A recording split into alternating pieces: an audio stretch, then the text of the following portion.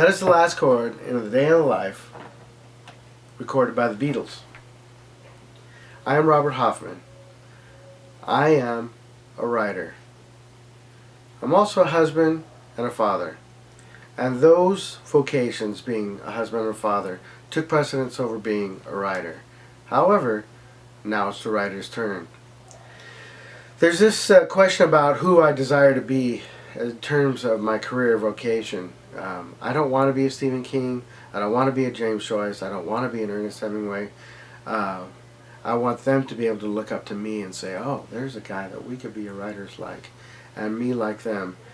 And so to be anybody else but myself it's impossible for me to fathom.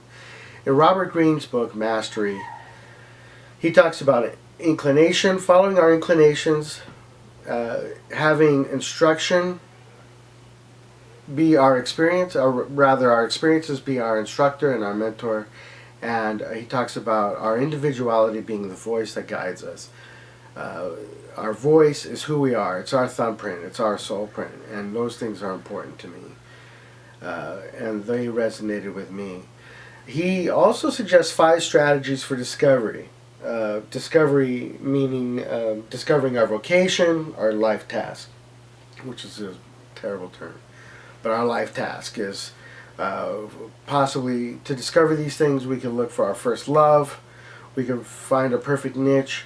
We can avoid false paths. We can let go of the past, of these careers that we've held in the past, and we can find our way back. In other words, we draw a line in the sand and we say, okay, I'm not giving up. I'm going to do this thing, do or die.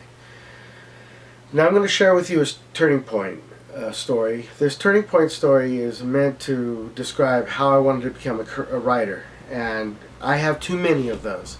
But what I have is not a turning point story about writing, about my career, but about how to achieve what I wanted to achieve. Ms. Heelis, my 8th grade teacher, took me aside and said, you are by far the most talented kid here. But without training, without getting into the nitty-gritty, without understanding the details from the beginning to the middle and the end, and then being able to master those things, you're not going to get it. You have to do that. This is in 1975. It took me 20 years later to recognize that she was right and to understand the truth of her words. And this is the how to become a master. So that's what I decided. In 1995, I went on a 10-year journey to decide whether I wanted to become a writer. I decided I did. So in 2005, I started my education there. My dream career path, when I finally get to that point of mastery, is to write 3 or 5 drafts a year, 3 or 5 novels, to publish 1 or 2 published poems, left or right as I wish, to take control of my writing, my craft. If somebody wants something, I can do it. That is my career goal. That's my life goal. It's my vocation goal. And in a lot of ways, I don't care if I make a dime on it. I know I will, but at this point, I don't even think about it. So those are fundamentally my career paths, my vocations, the strategies, who we want to be when we grow up. Let's be like water. Let's follow our own inclinations.